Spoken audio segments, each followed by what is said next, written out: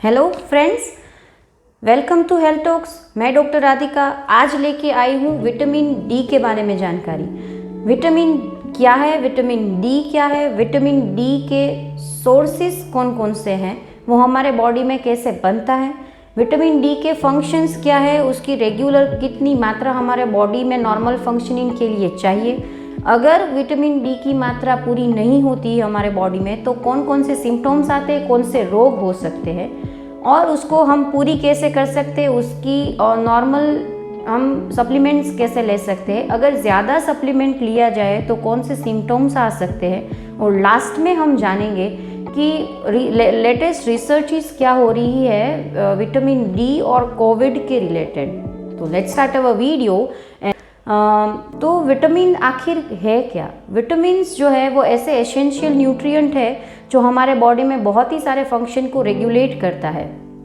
वो हमारे बॉडी बना नहीं सकता, इसे हमें बाहर से लेना पड़ता है। लेकिन विटामिन डी एक ऐसा विटामिन है जो हमारा बॉडी सिंथेसिस कर सकता है थ्रू सनरेज। सनरेज जब हमारे बॉडी की स्किन में पड़ते हैं तो उसका सिंथेसिस की प्रक्रिया शुरू होती है, जिसमें लीवर और किडनी का बहुत ही इम्पोर्टेंट रोल होता है। इसके बाद जब सिंथेसिस पूरा हो जाता है तो वो हमारे बॉडी में कैल्शियम, फॉस्फोरस और मैग्नीशियम जैसे बहुत ही इम्पोर्टेंट मिनरल्स को रेगुलेट करने के लिए विटामिन डी बहुत ही इम्पोर्टेंट है। विटामिन डी सिर्फ एक विटामिन नहीं है, वो एक प्रो हार्मोन है जो कैल्सीटोनिन और पैराथायरॉइड नामक हमारे बॉडी में जो हार्मोन्स होते हैं उसके साथ मिलकर इन तीनों मिनरल्स का जो पूरा मेटाबॉलिज्म है उसको मेंटेन करता है।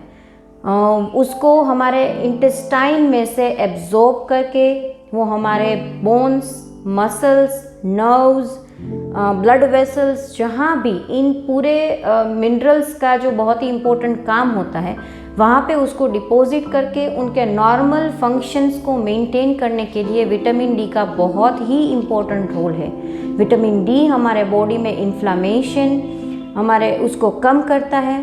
विटामिन डी का हमारे मूड के साथ भी बहुत ही अच्छा कनेक्शन है, क्योंकि वो नर्व्स और हमारे ब्रेन की एक्टिविटी को भी रेगुलेट करने का थोड़ा काम करता है।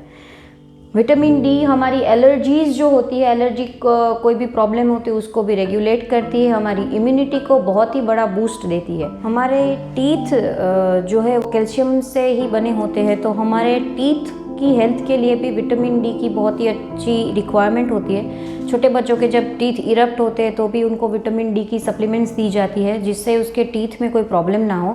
तो हमारे बोन्स, हमारे टीथ और मसल्स और नर्व्स सब में विटामिन डी का बहुत ही ज़्यादा इंपॉर्टेंस होता है। तो ये थे प्राइमरी फंक्शंस जो विटामिन डी के होते हैं हमारे बॉडी में। उसकी डेली मात्रा कितनी लेनी चाहिए और कितनी होनी चाहिए जिससे हमको ये डेफिशिएंसी नहीं होती है। अप्रोक्सीमेटली अगर बच्चे की बात करें तो अप्रोक्सीमेटली 700 से 1000 मिलीग्राम तक की डेली डोज उनकी होती है। अगर एडल्ट है और बहुत ही ज़्यादा धूप में नहीं निकलते हैं, लैक्टेटिंग मदर है, तो उनसे लगभग 1200 के करीब उनकी मिलीग्राम के करीब उनकी डेली रिक्वायरमेंट होती है। अगर एल्डरली पेशेंट है जो बाहर नहीं निकलते, जिसको कैल्शियम और सब मेनोपोजल एज के बाद फीमेल को लगभग 1200 से ज़्यादा तक के विटामिन डी की डेली डोजेस रिक्वायर्ड है। तो ये थे डेली डोजेस जो हम विटामिन मतलब डी के चाहिए। सोर्सेज कौन कौन से हैं विटामिन डी के नेचुरल? तो नेचुरल एक है सनरेज, जिसमें से हम सिंथेसिस कर सकते हैं। फूड में कौन कौन से सोर्सेज है विटामिन डी के? एग योक वो है, वो बहुत ही अच्छा सोर्स है। बहुत ही सारी फिशेस होती है जिसमें विटामिन डी की बहुत ही अच्छी मात्रा होती है। अगर हम दूसरी बात करें तो मिल्क, सोया मिल्क, ओट मिल, इन सब में भी बहुत ही अच्छी मात्रा होती है विटामिन डी की। मशरूम बहुत ही अच्छा सोर्स है विटामिन डी का। और अगर अभी लेटेस्ट बात करें तो मार्केट्स में बहुत सारे फोर्टिफाइड फूड, मतलब उसमें मिनरल्स और विटामिन्स को ऐड करके दिया जाता है। ऑरेंज जूसेस होते हैं, प्रीपेड जूसेस होते हैं, जिसमें विटामिन डी को मिला के दिया जाता है, तो वो भी बहुत ही अच्छा सोर्सेज अभी विटामिन डी के। अभी इन सब के बाद भी अगर आपके बॉडी में डेफिशिएंसी होती है तो कैसे पता चलेगा कौन कौन से सिम्टम्स और कौन कौन से रोग होते हैं? तो अगर विटामिन डी की डेफिशिएंसी आपके बॉडी में होती है तो आपको जनरलाइज वीकनेस हो सकती है, हेयर फॉल हो सकते हैं, आप उसको एक्सप्लेन नहीं कर सकते, पूरा दिन आपके मसल पेन होते रहते हैं, तो वो भी एक सिम्टम है विटामिन डी डेफिशिएंसी के।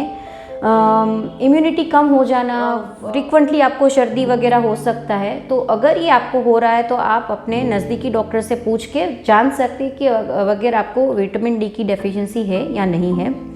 अगर मेजर डिजीज़ की बात करें तो विटामिन डी की बहुत ही ज़्यादा डेफिशिएंसी बच्चे को आ सकती है, तो उनको रिकेट्स जैसे डिजीज़ होते हैं जिसमें उनके बोन्स जो है वो बो हो जाते हैं, वो कर्वेचर डेवलप हो जाता है, तो वो बच्चों को होता है।